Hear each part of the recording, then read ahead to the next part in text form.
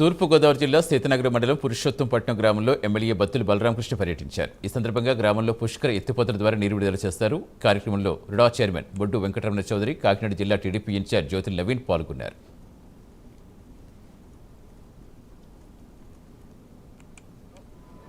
ఒక మంచి ప్రభుత్వం నడుస్తుంది. గౌరవ ముఖ్యమంత్రి నారా చంద్రబాబు నాయుడు గారు, ఉప ముఖ్యమంత్రి వర్యులు శ్రీ కొణిదెల పవన్ కళ్యాణ్ గారు పూర్తి స్థాయిలో సుపరిపాలన ఆంధ్రప్రదేశ్ ప్రజలందరికీ కూడా అందజేస్తున్నారు.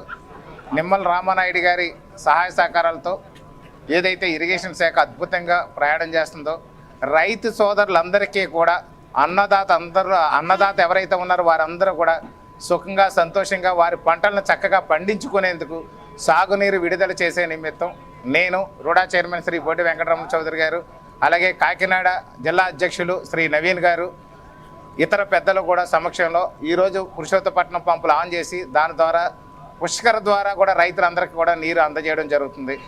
ఈ కార్యక్రమం అంతా కూడా అన్నదాత సంతోషంగా ఉండాలి, అన్నదానికి అన్ని విధాలుగా కూడా